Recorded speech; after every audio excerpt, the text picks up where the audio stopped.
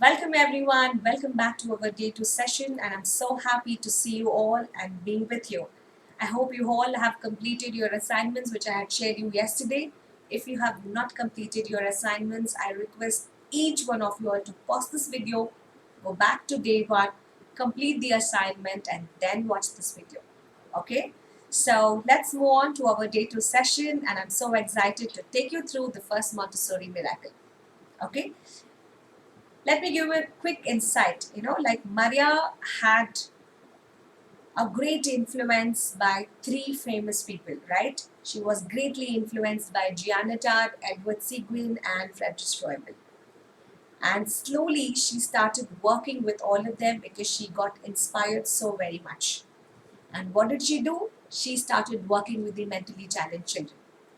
And keeping this as the major cause, Maria had a great novel approach towards teaching, and she made several of her 8-year-old challenged children. Okay, I repeat this. She makes an attempt with all these 8-year-old mentally challenged students to apply for the state examination towards reading and writing. And you know what happens? All the students who appeared for this exam passed with above average scores. Isn't that a beauty? That was the achievement that Maria had it. That was the strength that Maria had in educating the children who were very, very challenged, because she applied the theory, she applied the skill set, she made through that. You give activities wherein children can learn it with multiple repetitions, and because of the repetitive approach of introducing the same concept over and again, this made all the children who were challenged to pass with above average scores. And that's the achievement of Maria. And it is often described in the history of Montessori as the first Montessori miracle. Yes, it was the first Montessori miracle. So, what next?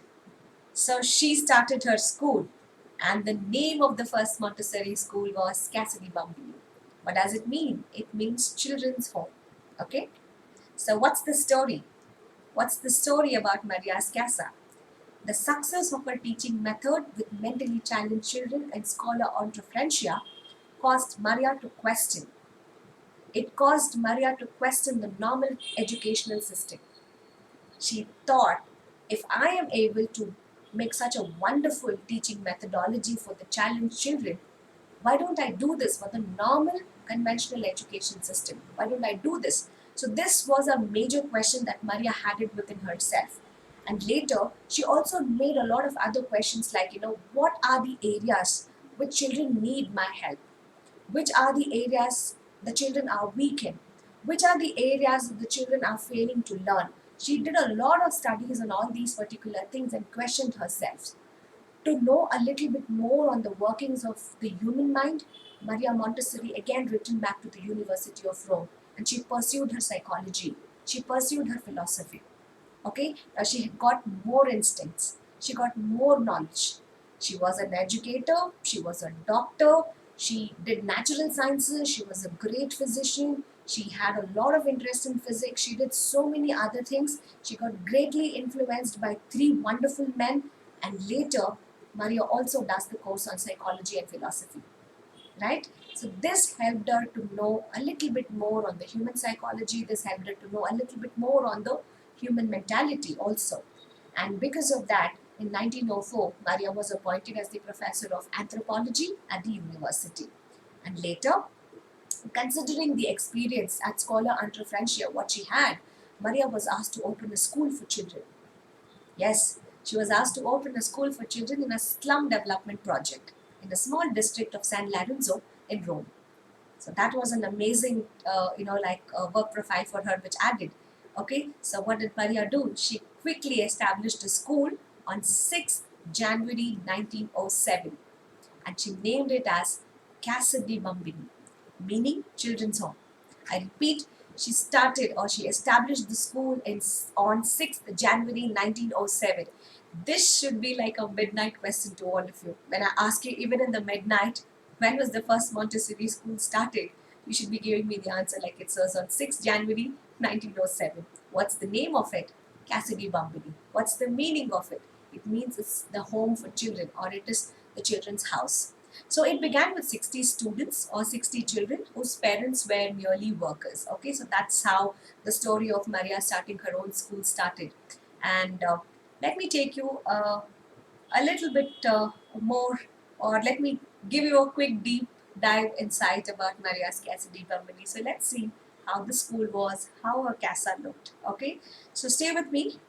So Cassidy Bambini, at Cassidy Bambini, Maria developed her system of education through scientific observation, okay, of children's ability to absorb knowledge effortlessly from their surroundings. Take a look at the picture. You see that there are many children who are working effortlessly, right? So are they working or are they learning? It's both. The child is learning from the environment, the child is learning from the surrounding, right? They're using different kinds of tools. It's a learning, right? It has a scientific observation.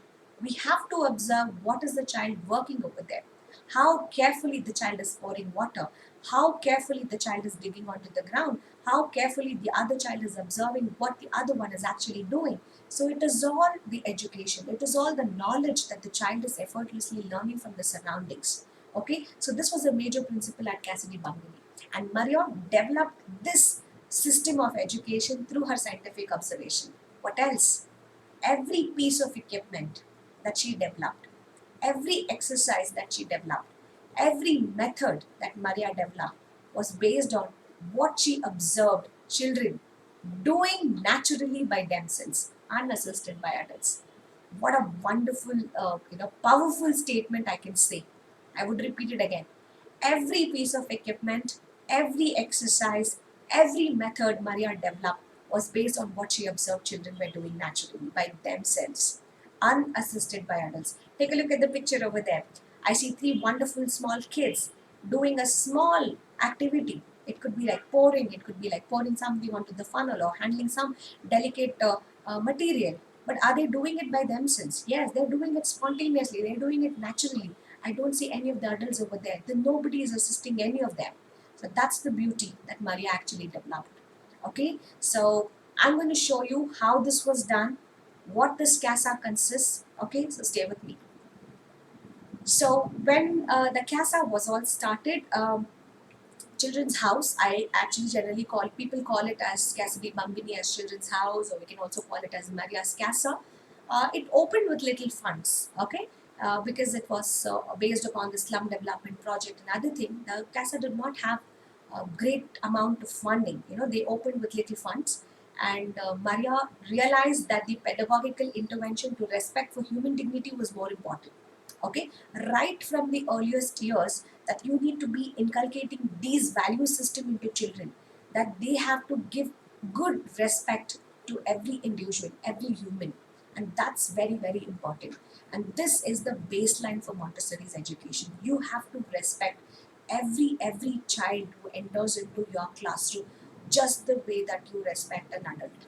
Okay, so this is the core principle, and Maria said you need to be working, or you need to showcase yourself. You need to be a role model wherein you would start respecting the human for their dignity. Okay, right from the earliest year. That was very important. Okay, so that's there. And the second picture over here, I would like to say that the first children's home was intended to the age group from 3 to 6 years of age, a sort of kindergarten in which children played a lot of leading roles by just doing simple chores. Now you can see the picture over there. The child is like like leading a role. So they are trying to work on a particular task or a course that they've been given, and they're so deliberately doing it so very well, right? So it's like a play, but it is like they're doing their course also. Okay, so that's something which is more important. So Montessori principle actually work on this. And the next thing what you have to work is like, they're still leading a role here. Now take a look at the picture very closely. Every child has got a piece of equipment, right? That is the real equipment that they have. It could be carrying a bell, it could be carrying a glass of water, carrying a pot of a plant, anything. But see, there's no rush, there is no hustle. The child is maintaining such wonderful discipline. They are walking in a line, and they're looking onto the ground sometimes. They're carefully watching the steps, they're carefully putting their step movements. So they're not banging onto each other. That shows like the beauty of how much of like concentration, or the hand-eye coordination that they do possess, in carrying out a particular task. So they are setting a leading role examples to the other younger children who actually see them. Now they could be the older classmates, they could be like 4 years, they could be 5 years. And what if I have a student of 3 years in my Casa, in my Montessori environment? They start looking at every student like that. They might also start copying their movements. They will also deliberately trying to lead the same kind of a role that what each student is actually doing.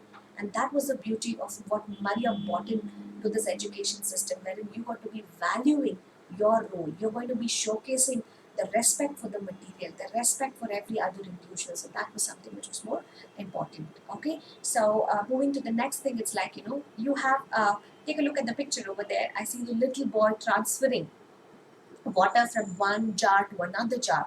So we do that at our home, right? We do a lot of pouring exercises, right? So even at our school, even in Maria's Casa, she developed a lot of miniature equivalent materials. Okay, it should not be the toys. I'm not saying it has to be toy. It has to be a working equipment. So it's a glass jar. Okay, it's a glass jar. Why do we give the real material over there? Is like you want them to be carrying out the same task at home. It has to be something very, very equivalent to what you do at home. Okay, what the adults do at home. So you give everything that you do to your children also, and you assist them. You give them the equivalent material so that they are able to do everything by themselves. That's the beauty of Maria Montessori's education. Okay, take a look at this one. Okay, how they are taking care of each other, how courteous that they are towards one another. Yes, so it's like this. The picture speaks a lot about it, right? The other child is being so courteous enough in helping the other child in tying the shoelaces. What a wonderful connect that they actually have it. What a wonderful bonding that brings the socio culture. That brings the helping nature. That shows like how should we be courteous? How should we be very generous and being helpful towards our other members who actually are in need. So this is something that we work a lot in our Montessori classes also. Okay, and the last one over here, the creation of children's activities. So it does not happen. By chance it doesn't happen. And you might be wondering like why are the girls sitting with tables and there are lots of fruits and vegetables, because see everything that you do or every activity that they do it in Maria's classes or Maria's Montessori schools. It's like it doesn't happen by chance. Okay, it has a purpose. Every activity has a purpose. I want each one of you all to remember that. It might look very funny. Okay, I have so many students who have asked me a question saying like, are we treating the children like slaves? Are we making them to do all the household chores? Is it like that? It's no, it's not like that. It doesn't happen by chance. Okay, it has got a purpose, because every activity that you're giving it to the child has a greater impact on their personal life skill development. Do you agree with me? Yes. When I'm teaching the child to cut the vegetables, somewhere down the line they might use that skill. If I'm teaching the child to sweep or to mop or to dust or to varnish or to polish the shoes or to peel or squeeze, do anything, will they be affected later? Will these activities be helpful for the child? Sometime, yes. When the mother is not there, when the older sibling is not there, maybe the child is good enough, independent enough to develop that particular skill. And it is not something that we are going to be doing something where you bring out of the box and you do it. No. These are very simple exercises that the child would have already seen at home. Mom doing, dad doing, older siblings doing, grandparents doing, whatever, uncle, aunts doing, everything. So it has a purpose. And children see these activities at home. It is very important. Okay, please never neglect this. If you're a teacher, if you're a mother, if you're a student, please give your children, give your child these activities so that it helps them for their personal life skill development. Okay, so that was one humble request. And then again, this is again the same thing. So this Casa also brought greatest transformation when it comes in terms of mannerism, when it comes in care of. In terms of caring for their environment, to take care of their environment. You see here the children are wonderfully sweeping and mopping, clearing all the waste, and disposing the waste and taking care of the environment so very well. So this is very important. Okay, and the students at the Casa also showed a sudden manifestation towards spontaneous reading, writing, free social life, spontaneous discipline. How well they are mannered, every child, whoever is performing a particular work, they showed a sudden manifestation. So that was a greater like a takeaway from this education system itself, and that was mind blowing. Okay. And the tables, again here, as a Montessori teacher, in Montessori classes we create multiple tables for various works that has to be created. You give them different accessories, you ask them to work on simplest tasks. Now here I've given an example wherein there is a rope which is being tied. The children are busy washing the clothes. Some children are busy, drying the clothes. Some children are busy scrubbing the clothes. Some children are also ironing the clothes over there. So you create different kinds of tables of work. It is all related to laundry services, but again you are creating different tables. Some tables are dry, some tables are wet, right? So you create the different sensory bins, sensory tables accordingly, because these are very, very important simple tasks that you need to be helping your child do it independently. Okay. Children love to do this. Okay. Children love to do this. If you would have loved to do this when you were a child, please comment below. So that's something which I would love to hear it. Okay.